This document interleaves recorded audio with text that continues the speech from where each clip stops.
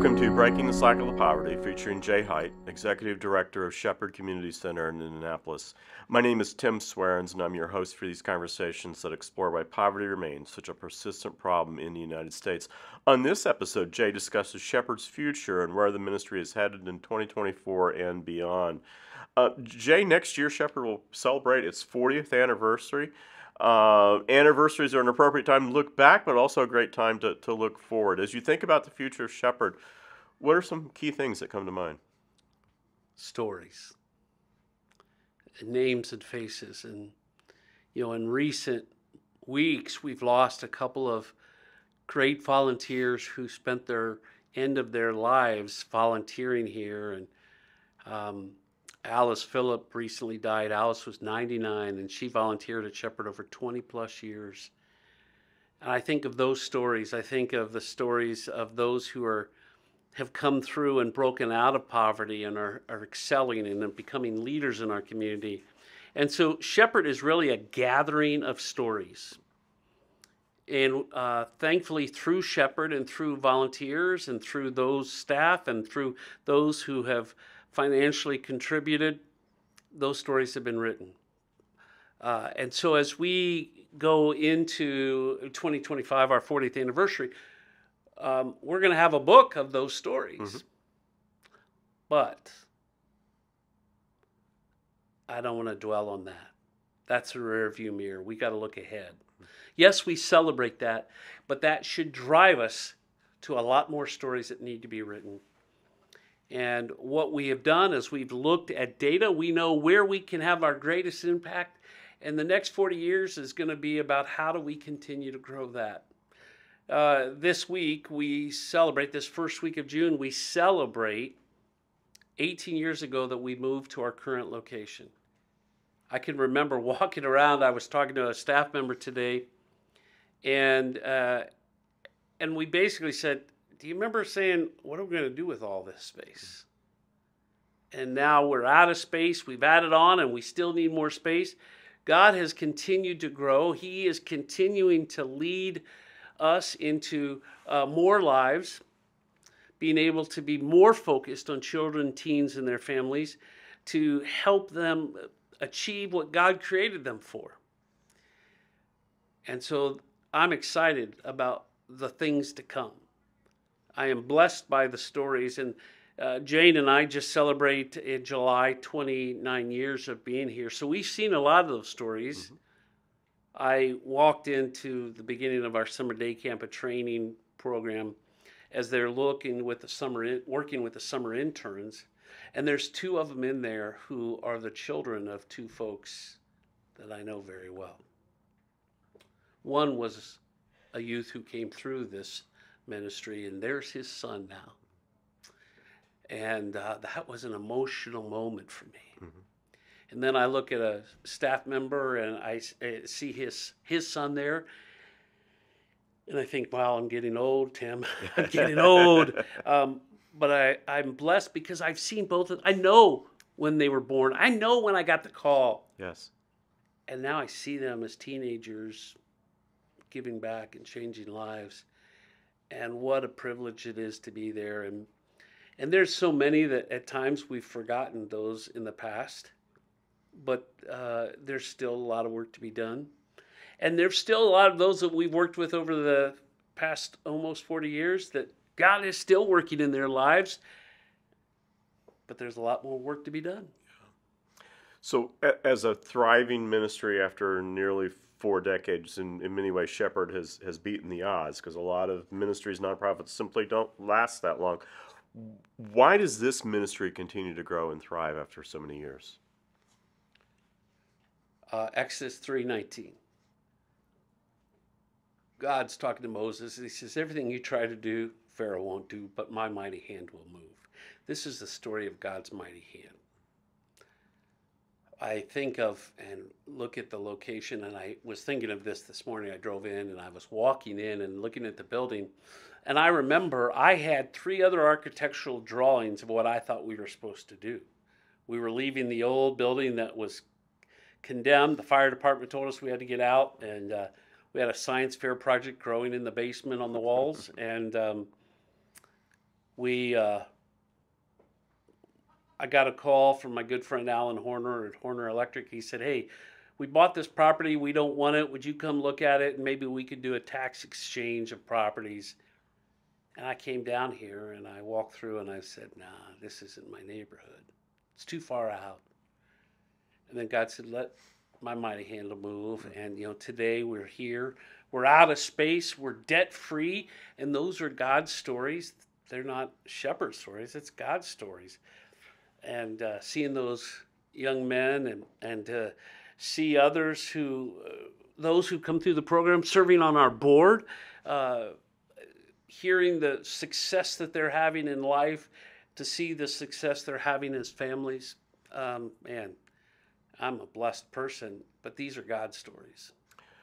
We've talked in the past about the power of partnerships, and Shepherd has some great partnerships with companies and universities and even government agencies. What does partnerships look like moving forward?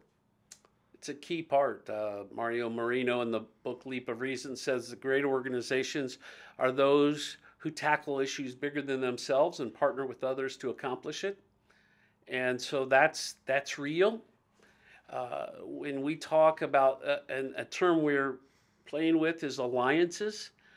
In service alliances, these are ones who we serve together with. So IPS, great partners, doing great stuff. Yes, they've got some challenges, but it's my job to help them succeed because we're in it together.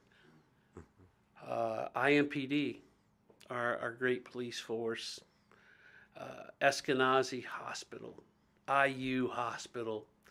These are key hospitals in our community, and we're working together with them to move our families from sick care to health care. It's a different mindset, but it's all about access. Our great friends at Gleaners, who we do so much together with. Our way forward is together. So Jay, one of the things I admire about you is that you're constantly thinking about ways to better serve neighbors. What are you thinking about these days in terms of opportunities for more service, better service? I'm having a conversation with a good friend, Andy Hughes, who's now a dean at Indiana Wesleyan, about what does AI mean? What does predictive analytics mean? Everyone's afraid, but there's also opportunities. How can that improve the betterment? I think we're at this juncture, and I'm not an economist, and I didn't stay at Holiday Inn Express last night, so I can't give that good advice. But what I believe is we're at a precipice in our culture where the past has as little to do with the future as it ever has.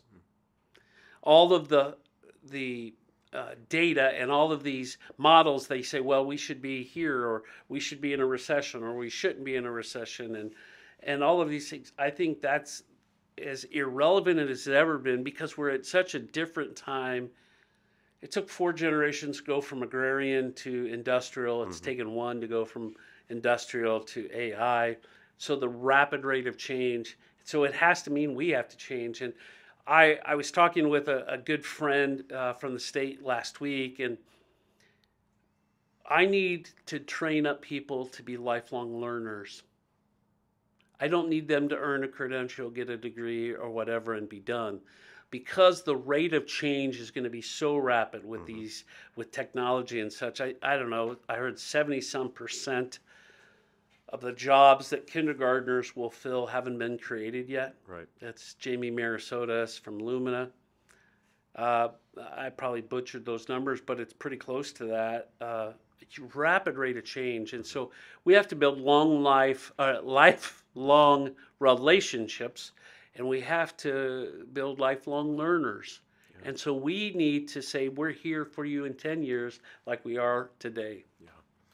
Conversely, what are some major obstacles that Shepherd faces over the next few years?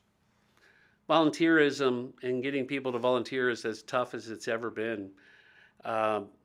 Something with COVID has really changed that, and so finding volunteers.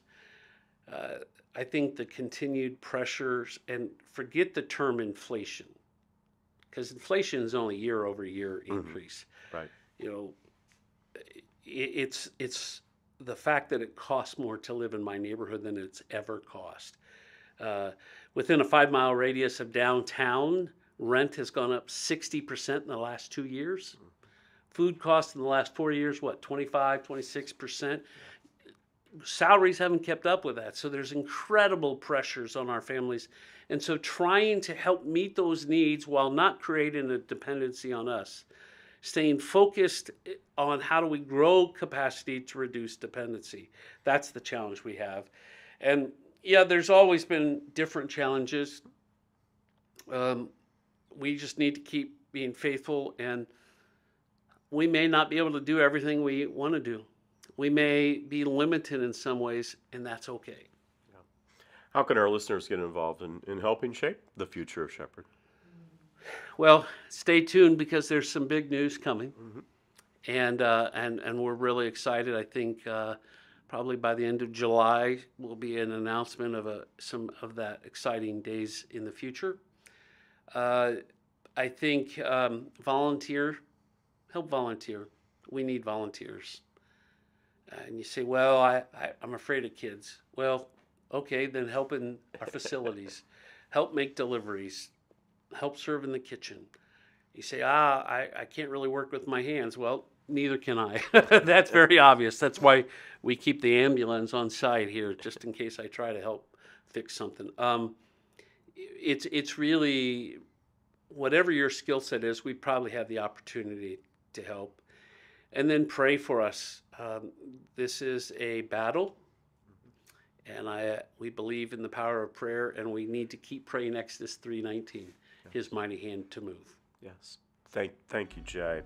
For 39 years, Shepherd Community has made a lasting difference in the lives of thousands and thousands of neighbors. The Shepherd team couldn't do that work without the support of donors, partners, and volunteers. To learn more about how you can help, please visit shepherdcommunity.org. Thank you for listening. Thanks.